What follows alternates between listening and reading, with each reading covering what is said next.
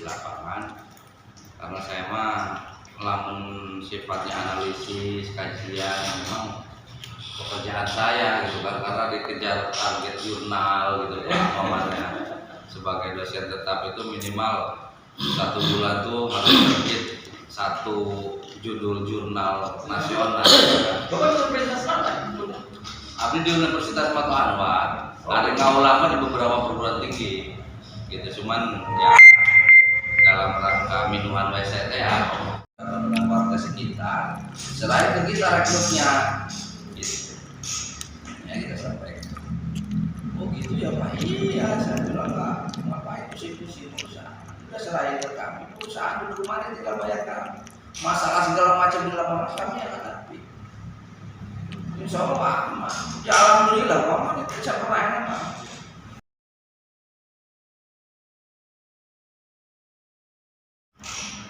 Jadi secara psikologi personal ya, insya Allah saya paham orang ini A dan BC-nya seperti apa.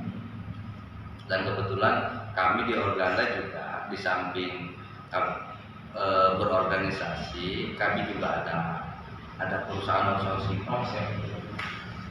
Nah, karena pian kemarin dan Menpan RB terkait dengan akan ada penghapusan karyawan honorer ya, honorer itu dalam konteks di kedinasan ya.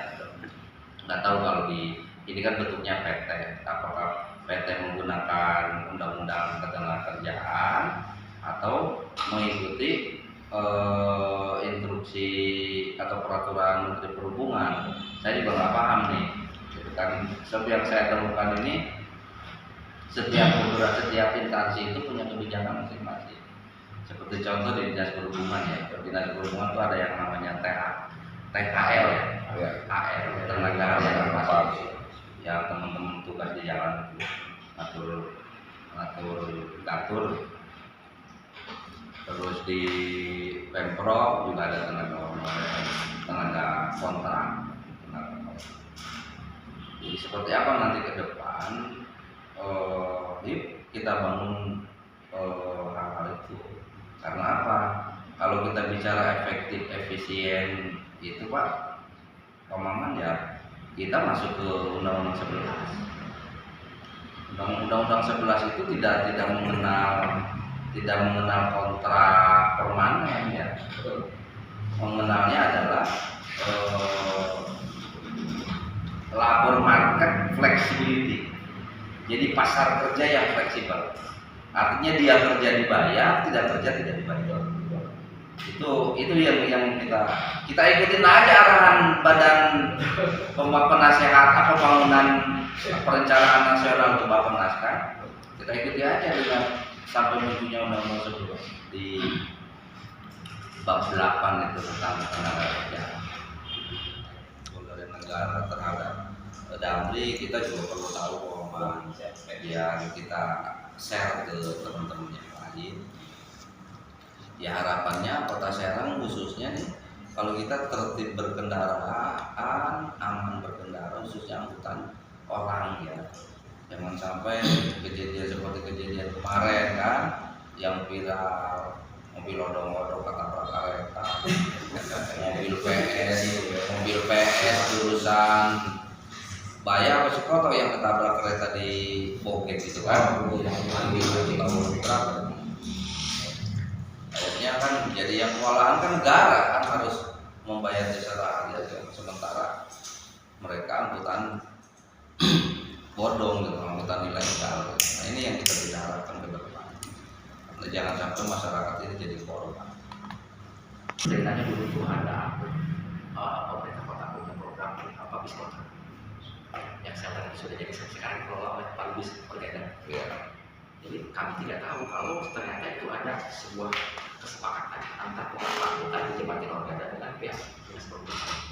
Tiba-tiba dilelang kami dinyatakan sebagai pemenang. Saya senang dong, juga udah bisa melayani masyarakat di sana dengan sebuah armada dan armada itu 1 tahun tidak jalan karena waktu itu kurang gaji. Walau alam ya tadi betul karena saya juga nggak tahu itu. Sebelum itu kita mau garap bagus, mau saya bukan, jangan digarap. direduksi. Oh, maksudnya gimana? Ya kalau bapak mau beli apa silakan dong. BUMN beli apa dari mana sejarahnya sih? Jadi ternyata ada perjanjian Pak, trayek tersebut digarap, tapi angkot yang ada di jalur itu dibeli. Waktu itu Perjanjiannya sama siapa? sama Landeswi, sama Pemda. Jadi Pak, di trayek tersebut ada 250 angkot. Ya. Realisasinya 250 angkot. Di perizinan ada 50 angkot.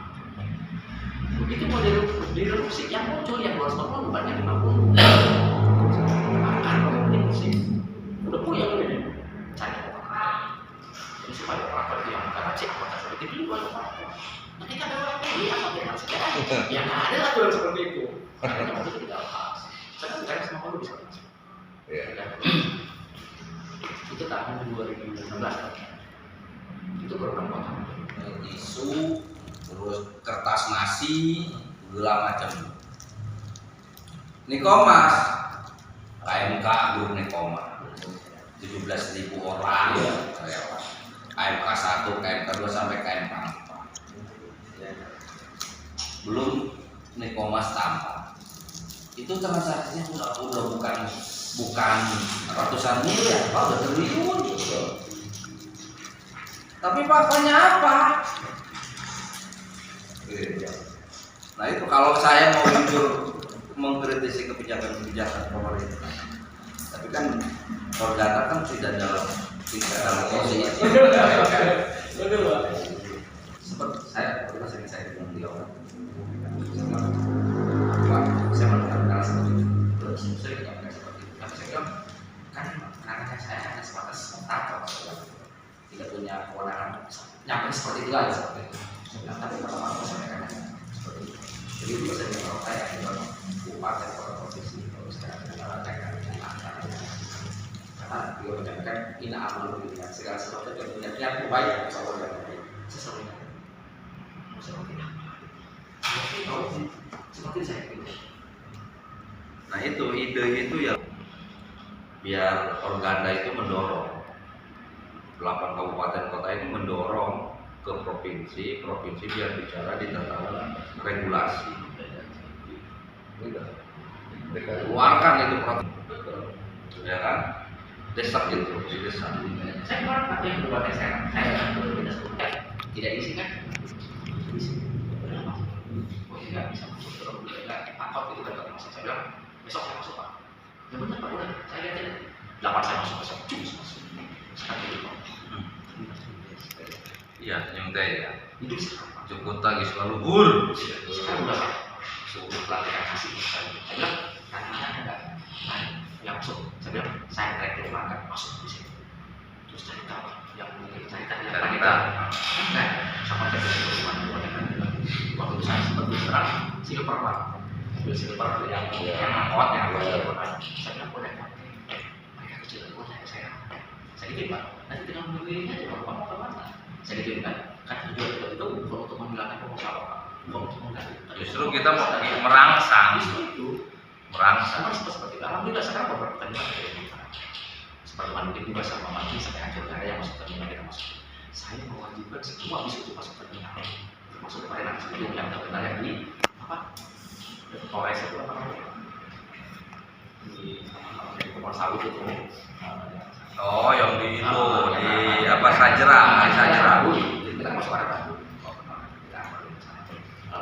ya punten ya. Saya analisis kemarin aja dengan ketemu kemarin baru seumur hidup saya baru ketemu orang-orang di provinsi ya.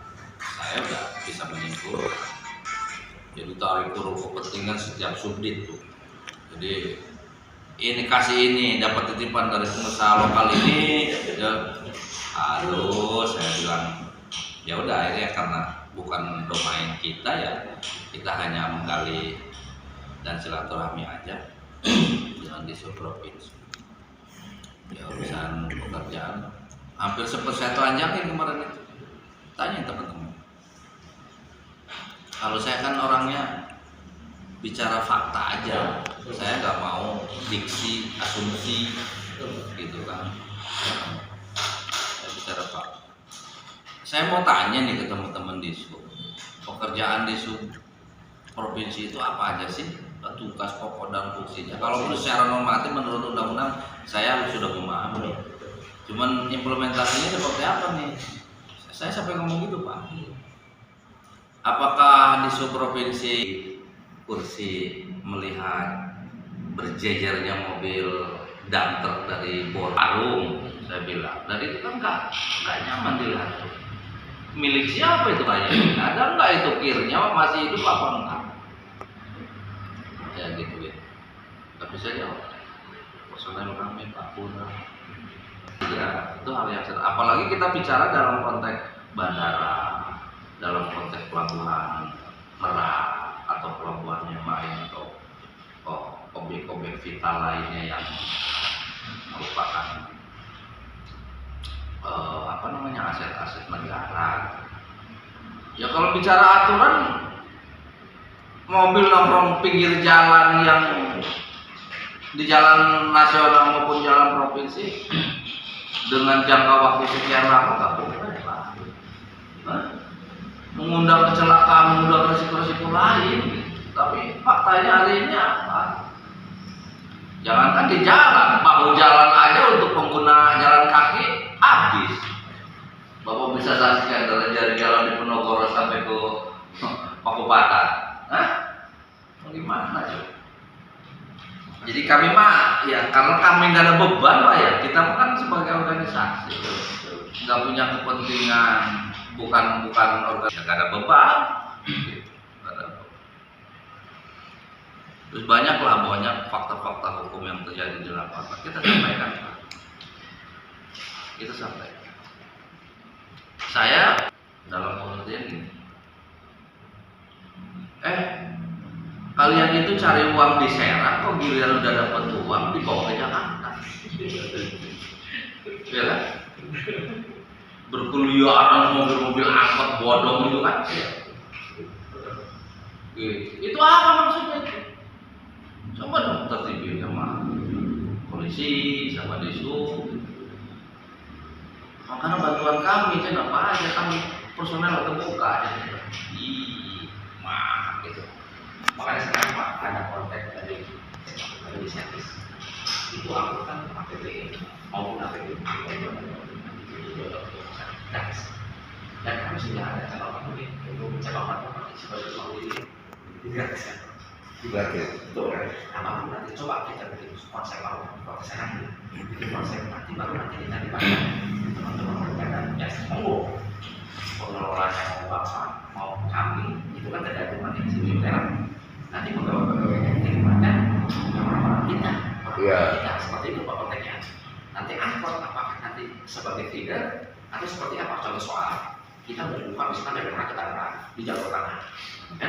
Memang sisi lain ada yang dirugikan pasti Pak, pasti.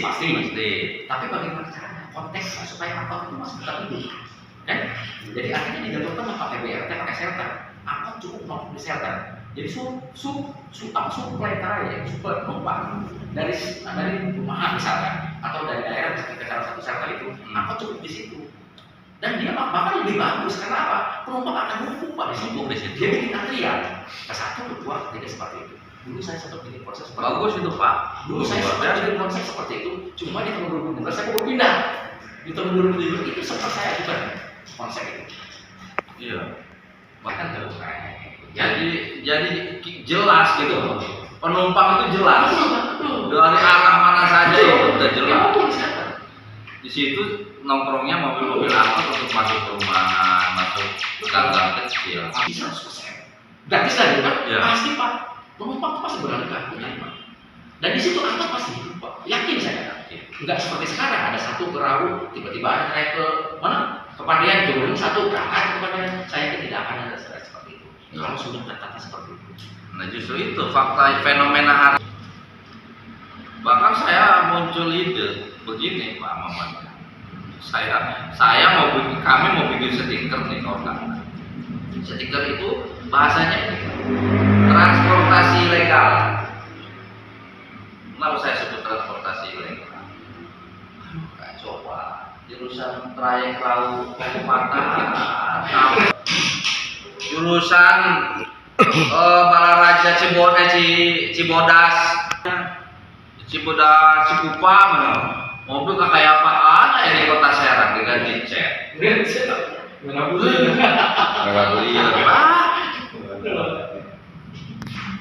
Jika itu dipresentasikan bukan hanya di tisu, tapi harus teman-teman DPRD provinsi juga tahu. Ulah harare ya, komisi-komisi tertentu yang membawa transportasi gitu. Orang melihat fenomena coba, ayah mobil eureun hiji, macetna kabur sama Bapak Hayun ya kan? Karena kelayakan jalan. Jadi presentase jumlah pengguna angkutan orang dengan jumlah unit kendaraan yang berhunian itu nggak seimbang. Gitu. Akhirnya disalahkan pemerintah. Rasanya sekarang Khas Bitung, Kabupaten Lebak, dan Pandeglang mungkin ya. Pandeglang. Sejauh ini mereka seperti apa sikapnya terhadap organda, terhadap damri? kalau untuk ramas bukan jalan. Ya, Lebak itu. Untuk Lebak ya. Tapi untuk Pandeglang dan Pak Mustaqim masih aktif dengan kita. Kalau untuk Tangerang sendiri kan, pada yang kemarin ketika saya sampaikan seperti itu mereka kan nggak aktif. Padahal saya melibatkan mereka. Saya bilang teman-teman tolong bantu kami, kan, untuk pengoperasian di lapangan. Adapun nanti mau ada hasilnya kita jalan, kan kita bisa bicara bantu seperti apa secara legalitasnya seperti apa, konteksnya itu kami bukan pemerintah, kan kami juga bertunduk terhadap organda. Kan tidak ada pengecualian di dalam organda, kecuali kami tidak masuk dalam organda. Ada, mungkin ya nggak tahu lah, gitu kan. Tapi kalau Pak Mustaqim dengan Pak Mustaqim ini dalam mereka ini terus bakalan. Iya, jadi artinya gini, sifat BUMN atau BUMD ataupun swasta lainnya, baik perorangan atau apa berbadan hukum, artinya anggaran nasional rumah tangga dan yang termaktub itu kan tidak bicara personal dan tidak bicara, yang penting kan anggota organda itu adalah pengusaha kendaraan kan gitu, siapapun itu. Jadi kami minta karena organda kantornya di Serang, karena DPC Damri ini kantornya di Serang, ya. Terus beroperasinya juga transit awal dan transit akhirnya juga di terminal Pakupaten, maka seperti apa komunikasi yang harus kami bangun nih dengan teman-teman di Damri kan gitu. So, kami jujur ya, orang kecuali ini ya, ini orang lama Pak Udin ini di organda yang mungkin dia tidak terlalu intens juga ya berkomunikasi. Ya tolong, kami juga bukan berarti datang ke sini mau ini mau itu, tapi jujur saya ingin ngorek gitu kan, informasi yang selengkap-lengkapnya itu tentang Damri seperti apa kan gitu, biar kami juga bisa memberikan contoh kepada pengusaha-pengusaha kendaraan tuh, coba contoh tuh Damri kan gitu. Karena insya Allah nanti ke depan kita akan melakukan rapat kerja cabang, yang dimana rapat kerja itu kan teman-teman pengusaha yang hadir itu Pak namanya, biar kita menentukan, bicara dengan pemerintah daerah itu konkret gitu. Ini programnya seperti ini, anggota kami begitu, jumlahnya segini, biar kita konkret, yang endingnya nanti biar APBD bisa mengakomodir organda gitu Pak. Siapa kamu? Waktu pas kita pada demo itu, iya. itu kan saya juga ikut Pak. Sebenarnya soal apa penyakitnya kita juga udah tahu kan, iya. Kan gitu. Ini terutama ketika Bandung punya trayek baru mau di trayek, itu kan selalu kami dilibatkan karena salah satunya mereka mengundang